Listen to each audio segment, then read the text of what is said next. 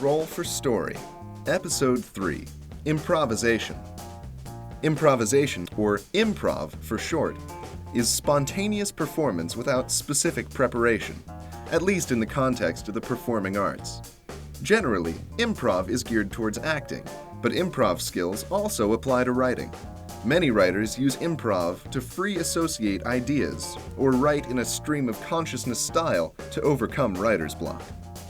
A large part of D&D is role-playing characters, and since no one hands you a script, the role-playing is almost always improvised. Players improvise interactions with each other and the DM, and the DM is tasked with improvising other characters and the story, often when the players make decisions that weren't part of the DM's plan. Let's visit the D&D table to watch some improv in action. Alrighty, well, you've made it back to the village. What do you guys want to do? We should probably tell the innkeeper what we found in the cave.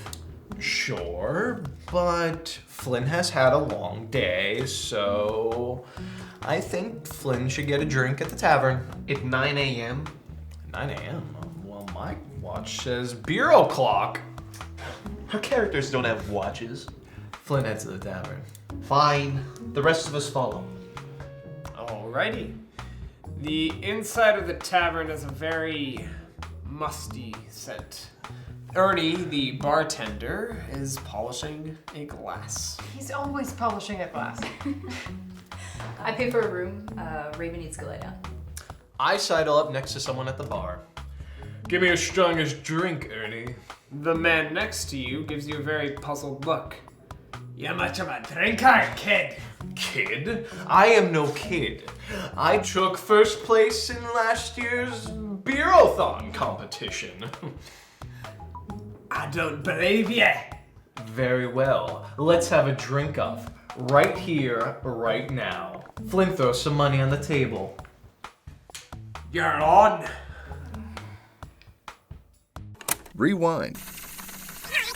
Gary was tasked with improvising a location and characters when Dave decided to visit the tavern. The conversation between Dave and the tavern patron also had to be improvised on both sides. But the improvisation led to an interesting moment when Dave challenged the stranger to a drinking contest. An important rule in improv groups is called yes and.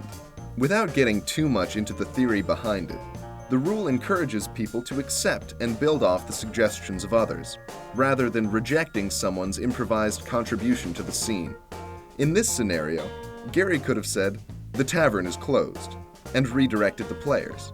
But instead, he built off Dave's suggestion and allowed the scene to play out. How does this help you write stories? Practicing improvisation will help develop the skills necessary to create characters, situations, dialogue, and descriptions on the fly. Whether you're brainstorming ideas for a story or attempting to power write through some difficult dialogue, improv techniques can help strengthen your writing.